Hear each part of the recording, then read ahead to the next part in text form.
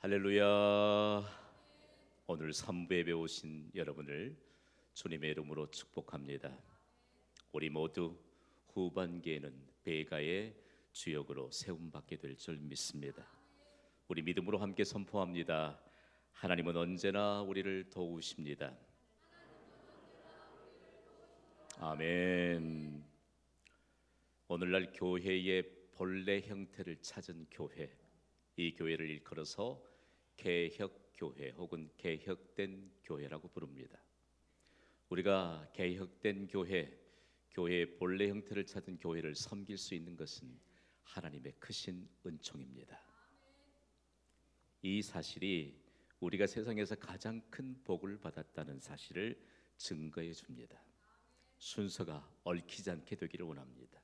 우리는 가장 큰 복을 받은 사람들인데 과연 이 큰 복을 받은 우리가 오늘 또 어떻게 살아가야 할 것인가에 대해서 하나님이 친히 말씀해 주십니다. 이처럼 귀한 종교 개혁은 하루아침에 이루어지지 않았습니다. 생명을 건 개혁자들이 생명을 걸고 종교 개혁을 지속적으로 단행했기 때문입니다.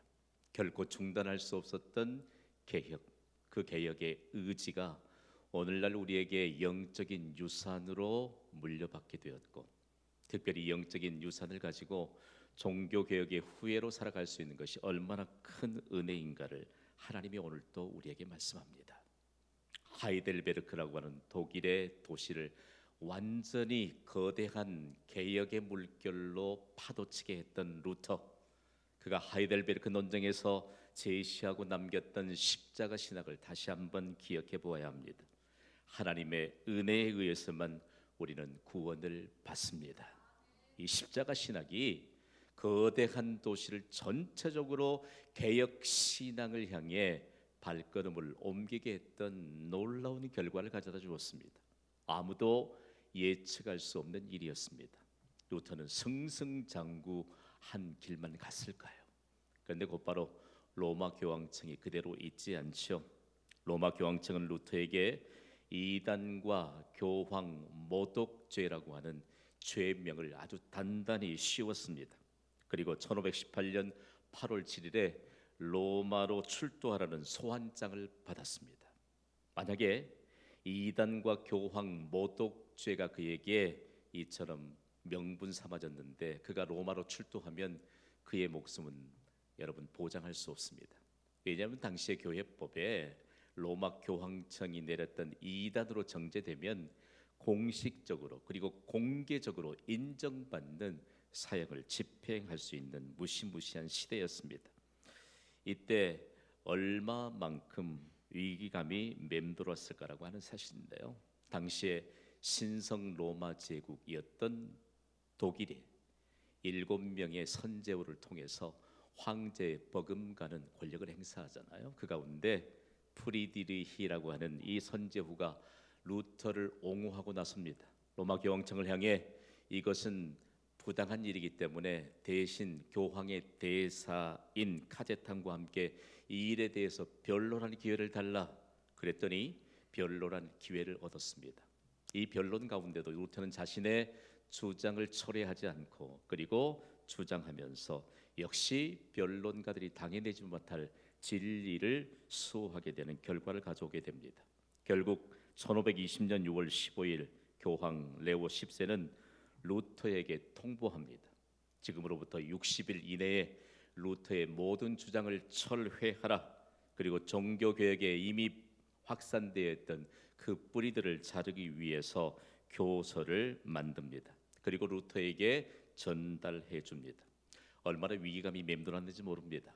이때 루터가 했던 행동을 주목해 보십시오. 그는 적그리스도의 저주스러운 교세에 반대함이라고 하는 소책자를 통해서 자신의 주장을 펼쳐나갔을 뿐만 아니라 이때 아주 절대적인 권위로 만들어졌던 교황의 교서와 그리고 천주교 법전들을 모아서 공개적으로 불태우고 말았습니다. 무슨 뜻일까요? 루터가 이런 단호한 행동을 했던 것은 이제는 진리가 아닌 다른 길을 걷고 있는 로마 교황청의 정면으로 반대하고 이제는 그들과라 다른 길, 진리의 길을 가겠다는 단호한 의지를 보여준 것입니다. 이 루터의 행동에 얼마만큼 로마 교황청이 그야말로 위기의식을 느꼈고 분노했는지 모릅니다. 결국 1521년 1월 3일 루터를 로마 가톨릭 교회에서 영원히 추방한다는 파문 교서를 발행하게 되었고, 루터가 이제는 로마의 교황청, 즉 그들의 법 외에 있는 이단자인 것을 선언했습니다. 이렇게 규정해 놓으면 루터는 빠져나갈 길이 없습니다. 결국은 법정에 서야 될 뿐만 아니라 즉시로 사형에 처해지는 이런 위험한 순간이었습니다. 이때도 마찬가지로 신성 로마 제국, 즉 독일의 까를 5세에게 이 루터를 사형시키라고 하는 이런 고난을 주었지만, 역시 독일의 선제우였던 프리드리히가 루터를 적극적으로 옹호하고 나섭니다. 루터의 입장을 들어보지 않고 사형을 집행하는 것은 부당한 일이므로 적극 옹호하고 나서면서 이 일로 인해서 보름스 제국 의회가 로마가 아닌 독일에서 열리게 됩니다. 오늘은 종교개혁 역사상 중요한 획을 그었던 보름스라고 하는 도시로 함께 떠나보겠습니다. 독일 마인츠 남쪽에 있는 작은 도시 보름스는 종교개혁가 마르틴 루터가 재판을 받았던 것으로 유명해진 도시입니다. 독일에서는 가장 오래된 도시잖아요.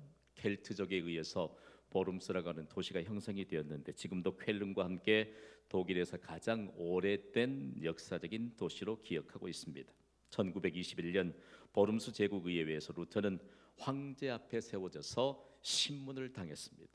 말 한마디 못하고 숨도 쉴 수 없는 그런 어마어마한 권위가 짓누르는 곳에서도 루터는 담대하게 하나님을 의지하는 믿음으로 하나님이 기뻐하시는 진리를 수호하고 선언했던 것을 기념해서 하일스호프라고 이름하는 공원이 세워졌습니다. 그곳에 종교개혁 기념 동상이 세워졌습니다. 동상에 보면 한가운데 마르틴 루터의 동상이 세워져 있고, 주변에 4개의 동상, 그리고 그 발 아래에 7개의 동상들이 세워졌습니다. 모두 다 루터의 종교개혁 이전의 개혁자들, 그리고 이후의 개혁을 완성해 갔던 개혁자들을 기념해서 세워진 곳입니다. 이때 한중하게 세워진 루터의 동상에는 이런 문구가 새겨져 있습니다. 나는 여기에 서 있습니다. 나는 달리 말할 수 없습니다. 하나님이여 나를 도우소서. 아멘. 그러면서 루터가 그 재판정에서도 승리했던 것을 지금까지 종교개혁의 후예로 살아가는 후예들에게, 그리고 세계 만방을 향해 선언하고 있는 것이죠. 드디어 1521년 3월 26일 보름스 의회에 출두하라는 황제의 명령이 떨어집니다. 가면 끝장이에요. 그런데 황제가 어떤 단서 조항을 붙였는고 하니, 이 의회가 열리는 기간 동안에는 루터의 목숨을 보장해 주겠다. 그런데 루터의 주변에 있는 사람들은 결코 루터가 가서는 안 된다고 말렸습니다. 왜냐하면 과거에 루터의 종교개혁 100년 전에 체코의 종교개혁자인 얀 후스를 우리는 처음 시간에 살펴보았잖아요. 그에게도 1415년 콘스탄츠 종교회의에 그를 부르면서도 생명을 보존해 주겠다 이렇게 약속했습니다. 그런데 그 회의에서 곧바로 화형시켜 버렸잖아요. 그래서 믿을 수 없는 그들의 이런 단서 조항에 사람들이 말렸습니다. 이때 루터는 과연 어떤 반응을 보였을까요? 루터는 그때도 이런 담대하게 선언했습니다. 복음을 불경건한 자들의 조속거리는 만들 수 없다. 그래서 보름스로 가기로 작정을 합니다. 비로소 황제가 제공해준 마차를 타고 보름스를 향해 출발하기 전, 루터는 그의 동료이자 제자였던 멜랑히톤에게 아주 결연한 의지가 담긴 이런 말을 마치 유언처럼 건네줍니다. 우리 함께 읽어볼까요? 시작. 형제여, 내가 만일 원수들에 의해서 살아 돌아오지 못한다면 굳이 살아남아서 진리에 굳게 서서 끝까지 가르치라. 나를 죽이려 드는 군수들이 보름수성의 기왓장처럼 많은 악마들이 나를 막을지라도 나는 진리를 위해 가리라. 아멘. 그래서 비텐베르크에서 보름스를 향해 루터가 떠납니다. 약 520km가 떨어진 곳입니다. 자동차로는 약 5시간 동안이 소요됩니다만 당시에 마차를 이용했기 때문에 꼬박 이틀 동안을 마차를 타고 갑니다. 죽느냐 아니면 사느냐, 기로에 선 루터는 이틀 동안 마차를 타고 보름스를 향해 가면서도 결단코 마음이 흔들리지 않습니다. 오히려 그에게는 담대함이 더욱더 견고해지는 것을 경험했습니다. 보름스에 도착한 루터는 4월 17일에 재판장에 섰습니다. 그때 의회 사무관은 모든 사람이 알아들을 수 있도록 처음에는 라틴어로 루터에게 질문했습니다. 그 다음으로는 독일어로 똑똑하게 질문했습니다. 루터 앞에 놓인 25권의 책을 가르치면서 사무관이 이렇게 묻습니다. 이것이 내가 쓴 책이냐? 너는 이 책을 취소하겠는가? 아니면 지지하는가? 라고 하는 이 질문을 던집니다. 이때 루터는 단호하게 내가 이 일들에 대해서 질문하기 위해서 시간적인 여유를 달라, 그리고 하루를 요청했습니다. 루터가 하루를 요청하면서 남겼던 말입니다. 여기 이 책들은 신앙과 영혼에 관한 문제를 내포한 책들이다. 이것은 지상과 하늘에서 가장 큰 문제이며 모든 사람이 믿고 따라야 할 하나님의 말씀과 관련되어 있으므로 본인이 심사숙고함이 없이 예 아니요라고만 선언한다면 그것은 위험스럽고 조잡한 것이 될 것이다. 이런 이유로 본인에게 심사숙고할 시간적 여유가 필요하다. 이런 명분을 남기면서 하루를 요청했습니다. 그렇다면 하루를 쉬었다가 결정적인 날 4월 19일이 다가왔는데 루터는 어떤 대답을 했을까요? 자신의 의지를 당당하게 밝힙니다. 자신의 개혁 사상을 취소할 의사가 전혀 없음을 분명히 했습니다. 그리고 나서 마지막으로 하나님 앞에서 이렇게 선언했습니다. 우리 함께 읽어보시죠. 시작. 나는 여기에 서 있습니다. 나는 달리 말할 수 없습니다. 하나님이여 나를 도우소서. 아멘. 루터의 답변을 들은 의회에서 얼마만큼 난감했을까요? 루터의 이 입장에 대한 것을 듣고 어떻게 해야 될 것인가를 계속해서 회의가 진행되는 동안 루터는 그 회의의 결과도 듣지 않고 담대하게 재판장을 떠나서 그의 사역지역 근거지인 비텐베르크를 향하였습니다. 루터의 담대함은 과연 어디로부터 온 것일까요?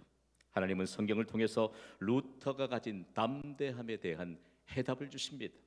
생명을 보장받을 수 없는 그 상황 가운데서도 오직 하나님의 말씀이 진리이므로 하나님의 말씀만을 붙잡았던 루터에 대한 담대함이 바로 출애굽기 3장으로부터 온 것임을 우리에게 가르쳐 줍니다. 하나님의 부르심을 받은 자들에겐 담대함이 있습니다.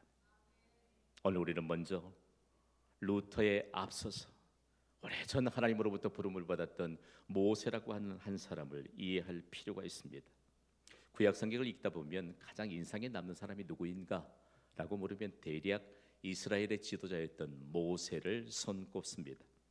모세는 강대국 애굽 즉 이집트의 통치를 430년 동안이나 하나님의 선택된 백성이 있는 이스라엘 백성들이 그 아래서 노예로 비참하게 압제를 당하잖아요. 이런 상황 가운데서 하나님의 부르심을 받았는데 그의 인생이 120년으로 정확하게 하나님이 주신 생명을 누립니다. 그랬는데 그의 인생은 세 단계로 나눌 수 있죠. 맨 처음 40년은 애굽의 바로의 궁중에서 화려하게, 그가 유대인으로 출생했음에도 불구하고 하나님의 특별한 은혜 가운데 애굽의 왕자, 애굽의 제2인자로 40년 동안 그곳에 머물게 됩니다. 그런데 어느 날 갑자기 하루 사이에 동족인 히브리 백성과 애굽 사람이 다투는 것을 보고 참지 못해서 동족의 편에 서서 애굽 사람을 쳐서 죽입니다. 그리고 머릿속에 감춰둡니다. 아무도 본 사람이 여기겠거니 했는데 즉시로 그 사실이 드러나서 애굽의 바로 왕에게 쫓기는 조망자의 신세가 됩니다. 그래서 그는 황량한 미디안 광야로 도망해서 그곳에서 양치는 사람으로 40년 동안을 지내게 됩니다. 이처럼 80년 동안 인생을 살았던 모세를 마지막 40년 동안 이스라엘 백성의 지도자로 하나님이 부르시고 40년 동안 광야에서 이스라엘 백성들을 하나님의 목적하신 바를 따라서 인도하다가 그의 인생을 영광스럽게 마칩니다. 만약에 그가 하나님의 부르심을 받지 않았다면 그의 인생은 더 이상 영광스러운 인생이 아니었을 것을 우리에게 가르쳐주면서 모세의 120년 동안의 인생의 마지막 부분을 하나님은 신명기 34장 7절에 이렇게 말씀합니다. 함께 읽어보겠습니다. 시작. 모세가 죽을 때 나이 120세였으나 그의 눈이 흐리지 아니하였고 기력이 쇠하지 아니하였더라. 말씀 받으시기를 주님의 이름으로 축복합니다. 영광스러운 인생을 살았는데 그가 마지막까지 눈이 흐리지 아니하였다. 그리고 기력이 쇠하지 아니었다. 우리가 영원한 하나님의 나라로 옮겨가기까지 활동력 잃지 않게 된 것은 순전한 하나님의 은혜인 줄 믿습니다. 모세의 인생이 이렇게 평가되면서 그가 80년 동안 인생을 살아가게 될 때 하나님의 부르심을 받기 전엔 그럭저럭 그런 인생을 살았지만 이제는 하나님이 강력하게 모세를 부르십니다. 모세를 하나님이 부르실 때 매우 특별한 방법으로 부르세요. 당시의 정황을 오늘 본문인 출애굽기 3장 2절은 이렇게 기록하고 있습니다. 함께 읽습니다. 시작. 여호와의 사자가 떨기나무 가운데로부터 나오는 불꽃 안에서 그에게 나타나시니라.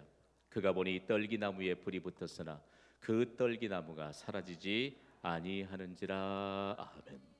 하나님은 떨기나무 불꽃 가운데 임재하셨습니다.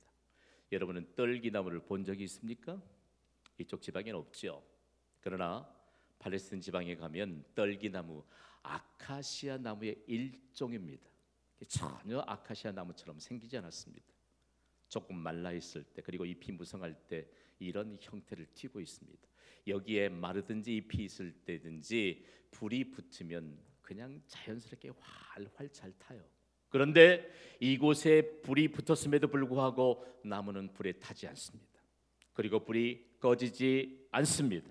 이런 상황 가운데서 하나님의 사자가 그곳에 임재했다라고 말합니다. 여기에 기록된 하나님의 사자는 하나님의 메시지를 가지고 파송받은 천사가 아닙니다. 인간으로부터 희생을 받으시는 하나님이 직접 이곳에 임재하신 것입니다. 그러면서 모세에게 주신 메시지가 있죠.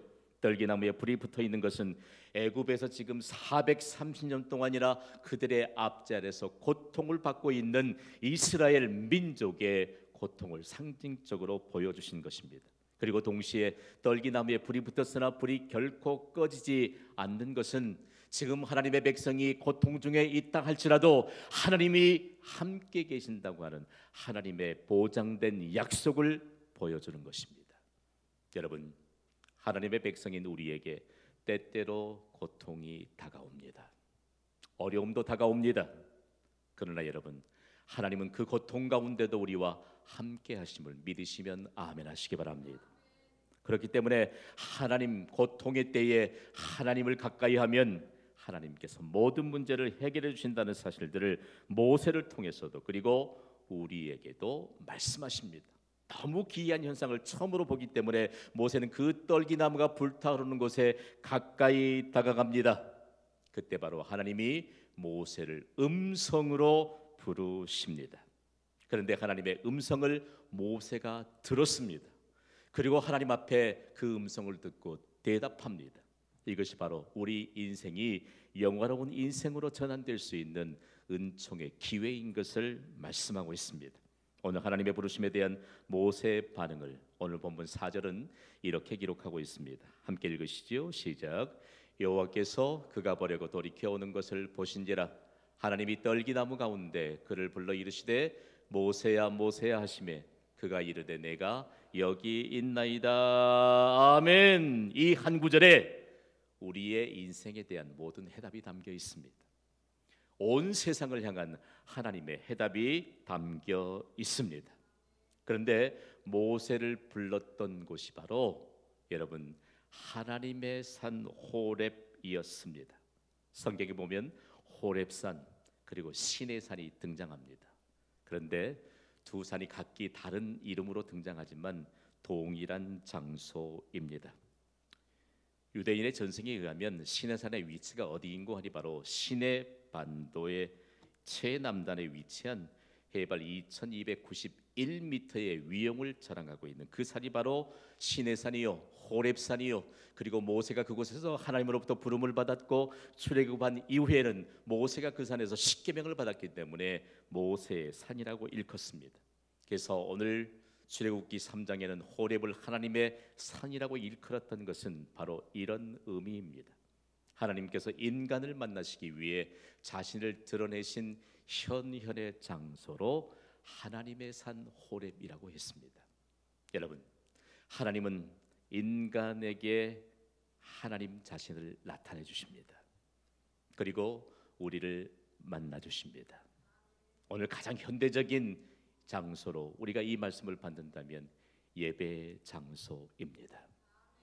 이곳에서 하나님은 우리를 만나 주십니다. 그리고 모든 문제를 해결해 주십니다. 그리고 그 일의 결과를 통해서 말씀합니다. 하나님은 세상보다 크시다. 우리가 가진 모든 문제보다 크신 분이 하나님이시라고 말씀합니다. 그래서 하나님의 부르심을 듣고 하나님 앞에 합당한 대답을 하면 하나님께서 부르심에 합당한 대답을 한 모든 자들에게 친히 모든 것을 해답해 주시는 하나님의 약속을 이루어 주십니다. 하나님의 부르심에 대한 모세의 대답을 보십시오. 우리 다 함께 선포하겠습니다. 시작. 내가 여기 있나이다. 아멘. 지금 하나님의 산 호렙에 모세가 있어요. 그래서 모세를 불렀습니다. 오늘 우리의 삶의 현장에서 우리 개인이 서 있습니다. 하나님은 우리 개개인을 부르십니다. 뭉뚱거려서 부르지 않습니다. 가장 오늘 현대인으로 살아가고 있는 그리스도인들에게 가장 애매모호한 것은 나를 부르셨음에도 불구하고 뭉뚱거린 부르심으로 오해하고 있다는 말씀입니다. 오늘 이 예배에 하나님이 우리 개개인을 부르시고 지금까지 우리를 인도하셔서 최상의 은혜를 예비하시고 이곳에 나를 개인적으로 부르셨음을 믿으시면 아멘 하시기 바랍니다. 이것이 바로 예배에 대해서 우리가 반응하게 될 때 하나님이 나를 부르셨다. 하나님 내가 여기 있나이다. 이 하나님의 부르심에 관한 음성을 들었기 때문에 오늘 내가 여기에 있습니다. 하나님의 음성을 듣는 자가, 하나님의 부르심을 받은 자가 복 있는 사람입니다. 하나님의 부르심을 받지 않으면 엉뚱한 부르심에 대답하는 거 아시지요? 이단의 부르심에 대답하면요, 이단들의 부름에 대답하면 자신의 영혼이 완전히 파괴되는 인생을 삽니다. 또한요, 여러분, 하나님의 부르심이 있음에도 불구하고 사람의 부름에 대답하는 자들, 하나님의 은혜와는 거리가 멉니다. 저는 영적인 지도력을 하나님으로부터 받은 영적 지도자입니다. 하나님의 말씀으로 여러분을 지도하고 여러분을 최상의 길로, 그리고 가장 안전하고 풍성한 은혜의 길로 인도해야 될 사명을 받은 자입니다. 예배로 하나님이 강력하게 우리를 부르십니다. 예배에 대한 부르심을 받았음에도 불구하고 사람이 부른단 말이에요. 여러분, 하나님께 내가 여기 있나 대답하면 가장 은혜의 자리로 우리의 발걸음을 옮겨주십니다. 그러나 하나님의 부르심에 있음에도 불구하고 사람의 부름에 대답하면 여러분, 그 일에 대한 결과에 대해서 얼마나 우리가 비통하게 여겨야 될 것인가를 하나님이 말씀하고 있습니다. 더 중요한 것은 하나님의 부르심에 대한 음성을 듣고 하나님께 내가 여기 있나이다 대답했던 모세에게 이 대답이 얼마나 중요한가를 보여주시면서 하나님이 대답한 모세에게 구체적인 명령을 주십니다. 우리가 하나님의 부르심에 대답하고 구체적인 하나님의 명령을 받는 것이 우리가 받아야 될 복입니다. 그리고 우리가 누려야 될 복입니다. 오늘 이 예배를 통해서 우리에게 구체적인 명령을 주심으로 축복의 길을 활짝 열어주시는 주의 은혜가 임하게 되기를 주님의 이름으로 축복합니다. 그래서 하나님은 모세에게 오늘 출애굽기 3장 5절에 이런 명령을 주십니다. 함께 읽습니다. 시작. 하나님이 이르시되 이리로 가까이 오지 말라. 내가 선 곳은 거룩한 땅이니 내 발에서 신을 벗으라. 아멘. 하나님께서 모세에게 가까이 오지 말라고 말씀하시면서 내가 선 땅이 바로 거룩한 땅이라고 말합니다. 여러분, 하나님이 임재하시는 곳이면 거룩한 땅인 줄 믿습니다. 우리가 하나님의 임재하심 앞에 하나님 앞에 반응하면서 하나님 앞에 모세처럼 내가 여기 있습니다라고 대답하는 그곳이 거룩한 땅이라고 말씀합니다. 지금 하나님이 임재하셨기 때문에 아무도 찾지 않는 황량한 호렙산이 바로 하나님이 임재하시는 하나님의 산이요, 그곳에서 하나님이 모세를 부르시고 모세가 하나님께 대답했기 때문에 거룩한 땅이라고 말씀합니다. 그런데 하나님이 이런 명령을 하세요. 내 발에서 신을 벗으라고 말씀합니다. 요즘 우리는 얼마나 좋은 신을 신고 있는지 몰라요. 영어로 번역하기를 Take off your sandals 하니까 아이고 최신 상품 샌들 신었나? 우습지도 않아요. 당시에 샌들을 보면 말이에요. 대략 밑판 박아놓고 거기에 무슨 질긴 풀로 끈을 엮든지 아니면 가죽으로 엮든지 그런 신발이에요. 발에 먼지가 수북이 쌓이고 그리고 돌뿌리에 채이고 그리고 풀뿌리에 걸려서 어쩌면 발이 온전치 못한 그런 상황임에도 불구하고 내 발에서 신을 벗으라고 말씀합니다. 여기엔 분명한 하나님의 이 목적과 뜻이 담겨 있습니다. 인간의 타락한 품성과 행위를 벗으라는 것입니다. 아니 모세를 불러놓으시고 하나님이 왜 이렇게 말씀할까요? 그동안 모세는 40년 동안 애굽의 바로의 궁중에서 화려한 삶을 살았고 그리고 40년 동안은 미디안 광야에서 열심히 그의 장인의 양을 쳤는데 매일매일 재산이 불어났을 것입니다. 그리고 매일매일 하는 일이 양 한 마리, 양 두 마리, 이 양 가운데 내 양은 몇 마리인가를 계속 쉬면서 이 사람 땅의 것을 바라보며 살았습니다. 하나님의 음성은 듣지 못했지요. 그랬더니 그를 부르시면서 이제는 이런 행위를 벗어버리라고 말씀합니다. 우리가 먹고 살기만을 위해서 부름받은 인생이 아니라는 거 여러분 아시지요? 동의를 안 하시면 제가 어떻게 진도를 나가겠어요? 여러분, 우리의 인생이 먹고 살기는 인생으로만 부름받은 인생이 아닌 것을 아시지요? 그래서 하나님은 주일을 복 주시기로 구별하셨습니다. 주일에 우리가 하나님 앞에 나와 예배하는 날로 구별하면 일하지 않아도 하나님이 보장해 준다는 약속이 있음을 믿으시기 바랍니다. 이것을 믿는 것이 믿음이에요. 모세에게 말하잖아요. 그동안 잔뜩 양을 세는 것, 돈을 세는 것에만 혈안이 되었던 모세를 부르시면서 내 신을 벗으라. 지금까지 하나님과 동떨어졌던 삶으로 내 발걸음이 옮기는 곳곳마다 죄악으로 묻어 있으므로 이제는 내게 있는 모든 죄악된 품성과 행위를 벗으라고 말씀합니다. 전적으로 하나님께 맡기라고 말씀합니다. 그렇다면 내 발에서 신을 벗으라는 이 명령은 과연 우리와는 어떤 상관이 있는 것일까요? 우리가 죄악 가운데 속해 있을 때, 하나님 없는 인생을 살아가게 될 때 하나님은 그곳으로부터 우리를 부르셨습니다. 구별된 인생을 살아가도록 부르셨습니다. 그리고 우리에게 하나님의 명령인 하나님의 말씀을 삶의 규정으로 주셨습니다. 우리에게는 다른 인생이 있고 우리에게는 다른 미래가 있기 때문입니다. 다른 미래, 다른 인생을 살기 위해선 우리에게는 다른 법, 다른 규정인 하나님의 말씀이 필요합니다. 이 말씀을 붙드는 자들이 축복의 역사를 일구어가고 하나님의 기적의 역사의 주역들로 세워졌습니다. 하나님이 모세를 이렇게 부르시듯이 루터를 하나님이 부르셨습니다. 루터의 담대함은 어디로부터 왔을까요? 루터가 재판을 받던 당시에 보름스라고 하는 도시에 살던 인구는 불과 6천 명에 불과했습니다. 그런데 6천 명이 살던 보름스에 보름스 의회가 열리는 그때에 독일 먼 곳 가까운 곳에 얼마만큼 사람이 모였느냐? 5천 명의 독일인들이 모였습니다. 6천 명 가운데 거의 다 모였는데 아닙니다, 여러분. 광주광역시에 150만 명의 인구가 살고 있습니다. 그 가운데 대략 20%가 기독교인입니다. 교회는 1,500개 정도 됩니다. 광주광역시에만. 연합 행사를 할 때 만 명을 한 곳에 모이기 위해서는 엄청난 수고가 필요합니다. 오랫동안 준비가 필요합니다.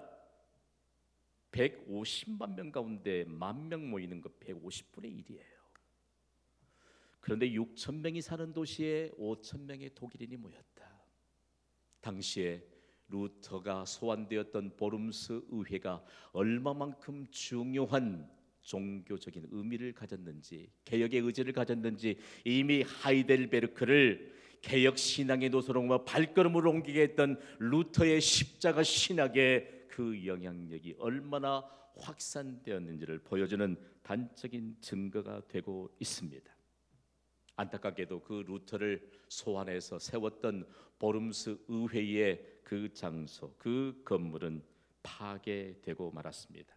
그래서 그곳에 아주 규모가 큰 기념공원이 세워진 것입니다. 이곳에 조형물을 세워놓고 당시에 보름스 의회의 소환을 받았던 루터, 그리고 루터가 담대함으로 자신의 소신과 하나님의 뜻을 따랐던 것을 보존하고 있습니다. 당시에 제국회의가 열렸던 곳은 지금 잔디밭으로 남아 있습니다. 루터가 재판을 받기 위해 담대함으로 섰던 장소를 이렇게 보존하고 있습니다. 1521년 여기 황제와 제국 앞에 마르틴 루터가 서 있었다. 바닥에 그렇게 새겨져 있어요. 그러면서 그곳에 또 하나의 순례자들의 눈길을 사로잡는 조형물이 있습니다. 여러분이 보시기에 저 뒤편에가 바로 건물이 서 있었던 곳인데 1689년에 파괴되고 말았습니다. 그 건물이 서 있었던 곳을 명확하게 찾아서 증거해 놓았고, 그 앞에 보면 루터가 신었던 신발 한 켤레가 놓여 있잖아요. 하나님이 호렙산에서 루터를 부르시면서 내 발에서 신을 벗으라고 말씀하셨던 것처럼 루터는 그 법정에 서서 마치 모세를 부르시고 이제는 하나님의 도구로 사명을 부여받았던 모세가 신발을 벗었던 것처럼 루터도 자신의 신발을 벗고 하나님 앞에 담대함을 입고 하나님이 종교적인 암흑기였던 중세시대에 사악한 자들의 손에 갇혀 있었던 복음, 사악한 자들의 손에 감춰져 있었던 하나님의 말씀인 성경을 다시 드러내게 되는 사명을 받고 루터가 하나님 앞에 섰습니다. 로마 교황청은 당시에 로마 교황청의 황제였던 레오 10세의 소환을 받아 루터가 거기에 서 있노라고 생각했지만, 거기에 소환을 받은 하나님의 사람 루터는 하나님의 부르심의 현장이었고, 그곳에 모집했던 5천 명의 독일인들은 하나님의 부르심을 받고 담대하게 내 발에서 신을 벗으라는 하나님의 명령을 받았던 모세처럼 루터가 서 있던 것으로 그렇게 기억하고 있었던 곳입니다. 여러분, 생명을 건 종교개혁자 루터가 가지고 있었던 담대함은 하나님의 부르심으로 인한 것입니다. 그곳에 담대하게 섰던 그 현장에 순례자들도 함께 섰습니다. 모세가 신발을 벗어놓고 섰던 그 현장, 그리고 생명을 걸고 하나님의 진리를 수호했던 루터와 그곳에 운집했던 5천 명 이상이 되는 개혁신앙의 노선을 가진 자들이 함께 선 것처럼 오늘 이 시대에 하나님의 부르심의 현장인 우리의 삶의 현장에 모세처럼 루터처럼 주님 내가 여기 있습니다라고 고백하는 이 고백을 받기를 원하십니다. 우리 다 함께 선포하겠습니다. 내가 여기 있나이다. 너무 중요해요. 우리 여러 고민하지 마세요. 우리에게 우리의 뜻대로 펼쳐지지 않는 것, 어려움이 가중되는 것, 주님 내가 여기 있나이다. 내가 선 곳이 하나님이 임재하시는 거룩한 땅인 줄 믿습니다. 그렇다면 이 거룩한 땅에 대한 이 해석은 과연 어떻게 됐을까요? 모세는 하나님이 말씀하신 거룩한 땅에서 소명을 받습니다. 그것은 바로 이스라엘 백성을 구출하게 되기 위한 사명입니다. 역시 모세가 사명을 받았던 것처럼 루터도 사명을 받았습니다. 그 근거를 오늘 본문 10절은 이렇게 밝히고 있습니다. 함께 읽습니다. 시작. 이제 내가 너를 바로에게 보내어 너에게 내 백성 이스라엘 자손을 애굽에서 인도하여 내게 하리라. 아멘. 보십시오. 지금 애굽이라고 하는, 이집트라고 하는 강대국 압제 아래서 430년 동안 노예로 억눌러 있던 그들을 구출해내기 위해 모세를 부르시고 그에게 담대함을 주셔서 분명한 사명을 주십니다. 루터에게도 암흑기에 하나님의 진리의 말씀이 감춰져 있고 인위적인 교회로 탈바꿈해버린 이런 상황에서 다시 생명력이 있는 교회의 본래의 형태를 찾아 진리의 말씀을 붙잡고 살아가도록, 그리고 하나님이 함께 하심으로 하나님의 도우심이 있는 삶의 현장으로 일궈내기 위해 루터를 부르셨습니다. 오늘 루터를 통해서 우리는 루터가 가졌던 확신 한마디를 외쳐보기를 원합니다. 함께 선포합니다. 나를 도우소서. 나를 도우소서. 마지막 루터가 남겼던 말씀을 보세요. 어떻게 그 위기감이 맴도는 그 현장에서 루터가 담대함으로 마지막 이 말을 선언할 수 있을까? 나는 여기에 서 있습니다. 나는 달리 말할 수 없습니다. 하나님이여 나를 도우소서. 아멘. 의회 법정에서는 심사관 모두가 이제 루터를 사형시키기 위해서 계속 회의를 이어갔다고 합니다. 그러나 루터는 그곳에 아랑곳하지 않고 당당하게 자신의 사역지인 비텐베르크를 향하여 출발했습니다. 당신의 결정들까지는 소용없다. 하나님이 나를 도우실 것을 믿는다. 어떻게 그 무시무시한 현장을 빠져나갔을까요? 5천 명이나 넘었던 운집했던 독일인들이 루터를 겹겹이 쌓았습니다. 그리고 담대히 하나님께 나를 도우소서라고 선언하고 있는 루터를 감싸고 아주 여유로운 모습으로 재판 장소를 떠났습니다. 그러면서 루터를 통해서 남겨진 유명한 말이 있습니다. 로마의 교황청, 당시의 교황이었던 레오 10세가 루터를 소환해서 신성 로마 제국 독일의 황제에게 그 모든 권한을 맡겼잖아요. 실제적으로 소환한 사람은 로마 교황 레오 10세였기 때문에 독일인들은 이렇게 평가했습니다. 로마 교황 레오 10세는 영적 난장이다. 그러나 루터는 영적 거장이다. 여러분, 하나님이 우리 부르셨어요. 영적 난쟁이로 사시겠습니까? 아니면 영적 거장으로 사시겠습니까? 루터는 그곳을 떠나면서 그 이후에 8년 동안 자신에게 담대함을 주셨던 하나님의 역사와 그리고 자신이 믿음으로 살았던 과정들을 찬송가에 담았습니다. 오늘 우리가 불렀던 찬송 585장은 1529년에 루터가 작곡하고 작사했던 찬송입니다.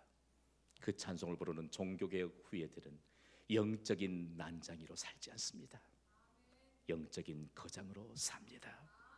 우리도 이 찬송을 부르면서 주님 내가 여기 있나이다. 나를 도우소서.